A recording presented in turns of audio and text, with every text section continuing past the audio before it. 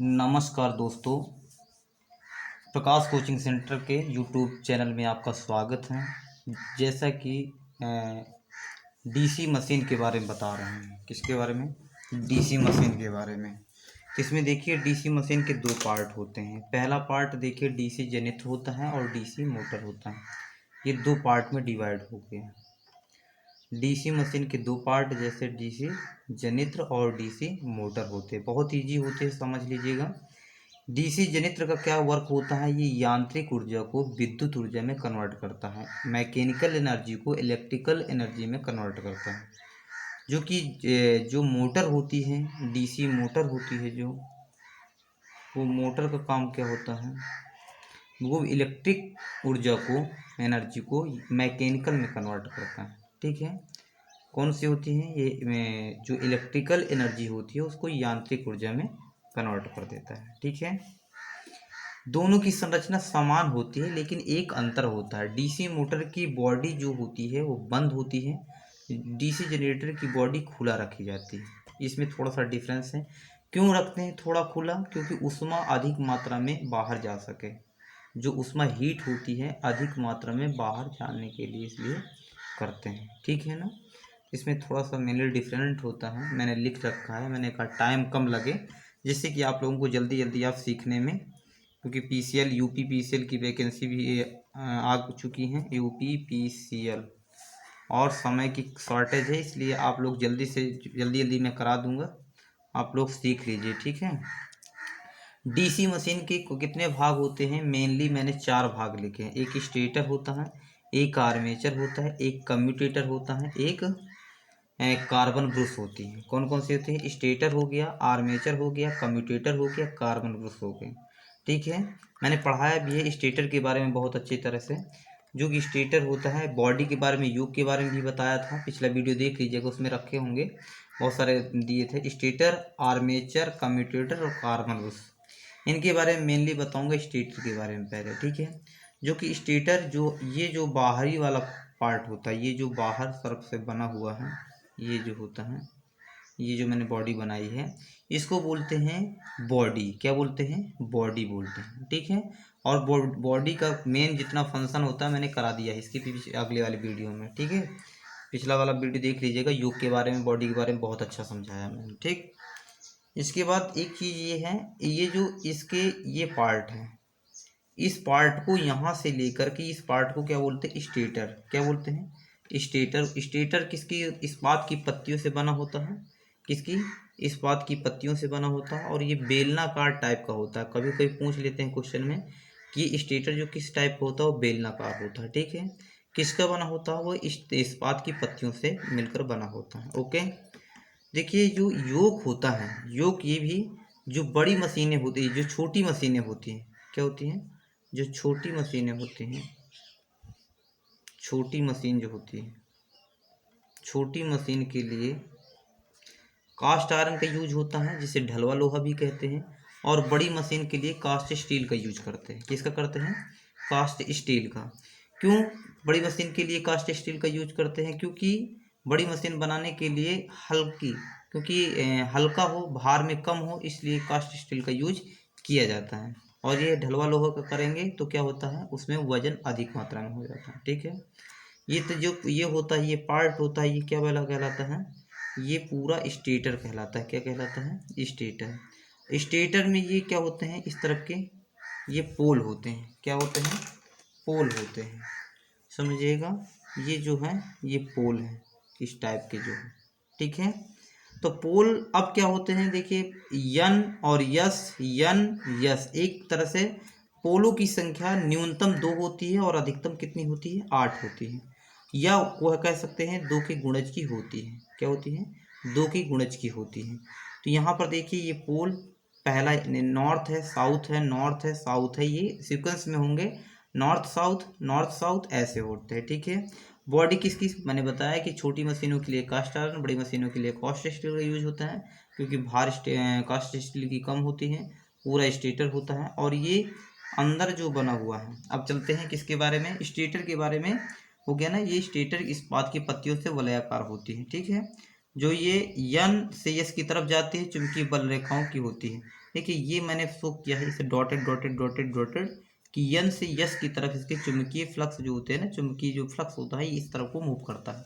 ठीक है, जैसे कि बल रेखाएं इधर को चलती हैं, एन से एस की तरफ चलती है। ठीक है, दूसरी चीज यहाँ पर ये जो होता है ये अंदर, अब इसके ये जो यन से, और ये एक पॉइंट मैंने यहाँ रखा है, ये पॉइंट है ये इसको क्लम्प द्वारा कस दिया जाता है। कसा दिया जाता है कौन से, ये जो पोल होते हैं पोलों को कसा जाता है, तो उसको क्या बोलते हैं, पोल को, इसको पोल कसा रहता है, जो पोल कसा रहता है उसको पोल योग कहलाता है। क्या कहलाता है, पोल योग कहलाता है। मैंने बहुत ईजी लैंग्वेज पे लिखा है आप लोगों को कि कम समय पे अधिक बता डालूं। ठीक है, तो ये क्या है, जो कसा होता है, ये जो यन इस बॉडी से जुड़ा होगा उसे पोल योग कहते हैं, पोल योग कहलाता है। ठीक है, और दूसरी चीज़ है ये एक सू की आकृति का, आगे की तरफ ये ऐसे होता है जिसपे हम वार्निंग करते हैं, ये वार्निंग करेंगे इस पोल पे वार्निंग की जाती है।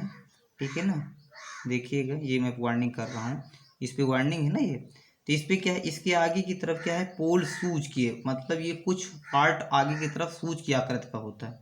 किस आकृति का होता है, सूज की आकृति का। इसलिए इसका काम क्या होता है सूज की आकृति का, कभी कभी लोग कहते हैं, हम कहते हैं कि वार्निंग को एक अटक जाती है, कि वार्निंग फिसले ना, अंदर की तरफ ना जाए, तो ये अटक जाती है ऐसे सूज, क्योंकि वार्निंग करेंगे तो आगे क्यों ना जाए, इसलिए क्या करते हैं, वार्निंग अटक जाती है। दूसरी चीज़, एक चीज़ और है, चुंबकीय बल रेखाओं को आर्मेचर की तरफ भेजता है। ये जो ऐसी आकृति हो जाएगी, इस आकृति का है, तो ये इस बॉडी के बाहर की तरफ चुंबकीय बल रेखाएं नहीं आएंगी, वो किस तरफ हो जाएंगी, आर्मेचर की तरफ। कहाँ जाएंगी, इस आर्मेचर की तरफ, चारों तरफ से आके आर्मेचर की तरफ धक्का देती है। एक तरह से ये पोल शू का यूज होता है। ठीक है, जिससे कि जो ये इसमें चुंबकीय फ्लक्स, चुंबकीय बल रेखाएं ये किधर किधर आर्मेचर की तरफ जाए। ठीक है, आर्मेचर की तरफ जाती हैं, तो इस पे क्या होता है, आर्मेचर पे अधिक फ्लक्स मतलब चुंबकीय बल रेखाएं हो जाती है, जिससे कि अधिक हो जाएंगे तो आर्मेचर अधिक मात्रा में चुंबकीय बल रेखाओं को कट करेगा, और जैसे ही कट करेगा अधिक मात्रा में तो क्या होगा, विद्युत वाहक बल उतना ही मतलब बन जाएगा। ठीक है ना, पोल शू कहलाता है, वाइंडिंग अटक जाती है, चुंबकीय बल रेखाओं को आर्मेचर की तरफ भेजने का कार्य करते हैं। ठीक है, अब क्या है, जो पोल है, पोल में वाइंडिंग कौन कौन सी होती है, देखिएगा पोल में वाइंडिंग कौन कौन सी होती है, एक श्रेणी वाइंडिंग होती है, एक समांतर वाइंडिंग होती है, सीरीज होती है, और पैरेलल ये होती है, शंट होती है। तो इसके लिए क्या है, पहले इस पे मोटा तार होता यूज करते हैं, दूसरा है लपेटे कम होते हैं, मोटे तार का यूज करेंगे तो लपेटों की संख्या क्या करेंगे, कम हो जाती हैं। प्रतिरोध मैंने बताया था, प्रतिरोध क्या हो जाएगा, कम हो जाएगा, और इसका प्रारंभिक टार्क उच्च होता है, क्योंकि पता है R is equal to rho L upon A, ऐसा। अगर लंबाई अधिक होगी तो क्या होगा, प्रतिरोध अधिक होता है, लंबाई कम है, लंबाई मोटा तार है तो लंबाई क्या हो जाएगी, कम हो जाएगी, जिससे कि क्या होगा, रेजिस्टेंस।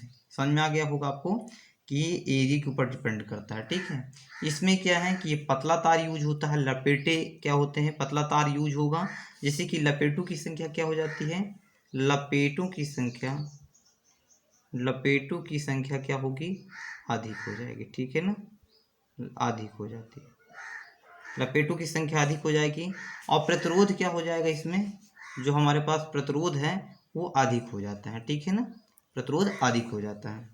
प्रारंभिक टार्क उच्च, इसमें जो प्रारंभिक टार्क होता है उच्च होता है, और इस पर टार्क क्या होता है, नियत रहता है। ये कभी कभी क्वेश्चन में पूछ लेता है कि हमारे पास पोल पे कितनी वाइंडिंग की जाती है, श्रेणी, सीरीज और शंट, दो वाइंडिंग होती हैं।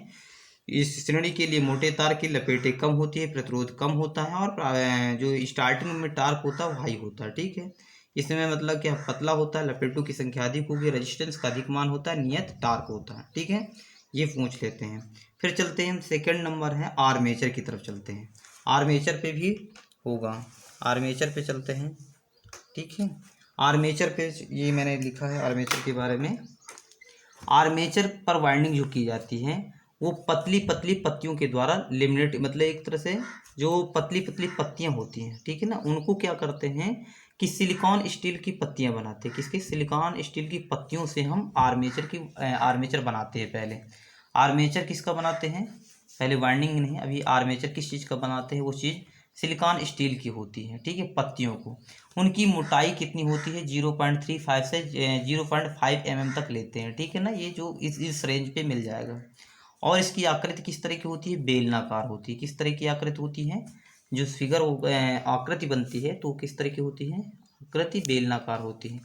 और एक चीज़ कह देते हैं कभी कभी कि इसको क्या है, लेमिनेट करके बनाया जाता है। इससे क्या होता है, लेमिनेट करने से हमारे एडी करंट लॉसेज कम होता है। आगे चैप्टर में बताऊंगा थोड़ा सा अगले नेक्स्ट वीडियो में कि लेमिनेट करने में कौन सी एडी करंट लॉसेज कम हो जाती है। एक तरह से मैंने अभी बताया, फिर बाद में बता दूंगा उसको डिटेल से, ठीक है, एक एक करके डिटेल से बता दूंगा। लेमिनेट करते हैं सिलिकॉन स्टील की पत्तियों को, इसको इतनी, इसकी जो मोटाई होती है 0.35 mm से 0.5, ये लर्न कर लीजिएगा, पूछ लेता, बहुत इंपॉर्टेंट क्वेश्चन है।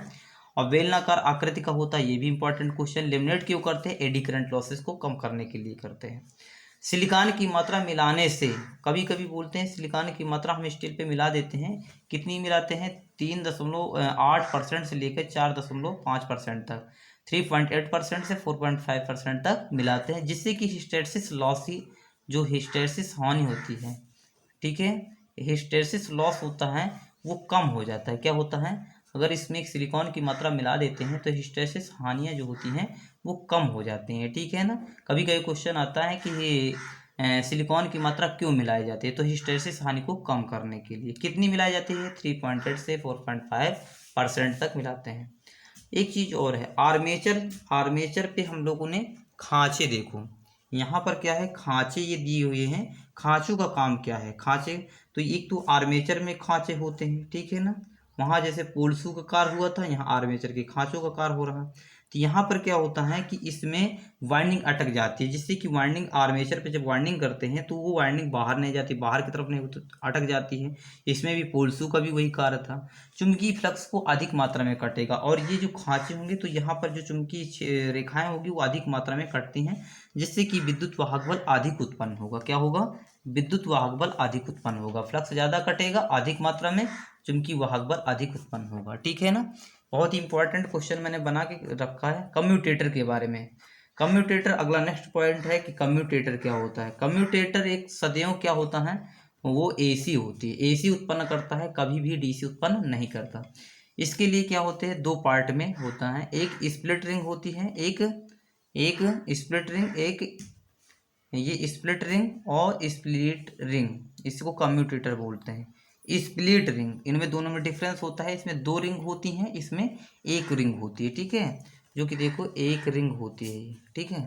और यहाँ पर ये जो होता है तो किसका बना होता है, तांबे का बनाया जाता है। किसका बनाया जाता है, तांबे का बनाया जाता है। और जो बीच में इसको दो पार्ट में कट देते हैं, क्योंकि स्प्लिट क्या है, स्प्लिट रिंग में एक ही क्या होती है, एक ही वाइंडिंग होती है, रिंग होती है, जिससे कि इसके दो पार्ट हो जाते हैं, जो बीच में हम माइका भर देते हैं। क्या भर देते हैं, माइका। और माइका, और ये जो होती है वो तांबे की बनी होती है, ठीक है ना, किसकी बनी होती है, तांबे की। और ये पूर्ण तरंग रेक्टिफायर की तरफ कार्य करती है, ठीक है, किस तरह कार्य करती है, पूर्ण तरंग रेक्टिफायर की तरफ कार्य करती है। ओके, ये आपने समझ लिया होगा, ठीक है। इसमें दो रिंग कभी कभी पूछ लेता है, पॉजिटिव नेगेटिव, और इसके अंदर माइका होता है, ठीक है। कार्बन ब्रुश के बारे में, कम्यूटेटर के बारे में जानेंगे। Carbon brush, carbon brush mainly देखिएगा छोटी मशीनों में यूज होती है। कार्बन ब्रुश जो बनाते हैं तो छोटी मशीनों में कार्बन की बनाते हैं, ठीक है। किसकी, छोटी मशीनों में किसकी ब्रुश किस चीज़ की बनी होती है, कार्बन की बनी होती है। अगर बड़ी मशीनों के लिए कोई बात करता है, किसके लिए, बड़ी मशीनों के लिए, तो कार्बन प्लस तांबा का यूज करते हैं, या तो फिर तांबा का यूज करते हैं, या ग्रेफाइट, इन तीनों में से अलग अलग यूज होते हैं, ठीक है ना। तो बड़ी मशीनों के लिए कार्बन या तांबा, और ये तांबा या ग्रेफाइट का यूज करते हैं। इसमें कार्बन ब्रुश एक प्रेशर पूछ लेते हैं, प्रेशराइज्ड करते हैं ना, प्रेशर जो होता है तो 0.1 से 0.25 किलोग्राम पर सेंटीमीटर स्क्वायर तक होता है। कितना होता है, 0.1 से 0.25 किलोग्राम पर सेंटीमीटर स्क्वायर इसका प्रेशर होता है, प्रेशर जो लगता है कार्बन ब्रुश पे, ठीक है। कभी कभी ये क्वेश्चन और आता है कि कार्बन का ब्रुश घिस जाता है, तो कब, कितने, जब कितना घिस जाए तो हमें क्या कर देना चाहिए, चेंज कर देना चाहिए। तो कार्बन ब्रुश 1/3 जब पार्ट घिस जाता है तो उसको हमें बदल देना चाहिए। कभी कभी ये होता है कि कितना बच जाए, तो 2/3 बच जाएगा तब भी बदल देना चाहिए, ये भी क्वेश्चन पूछा जाता है, ये भी क्वेश्चन इंपॉर्टेंट ही है, ठीक है।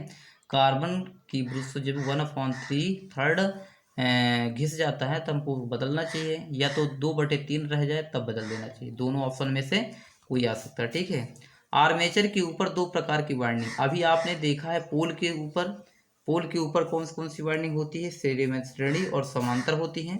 आर्मेचर में भी दो वाइंडिंग होती है। कितनी वाइंडिंग होती है? दो वाइंडिंग।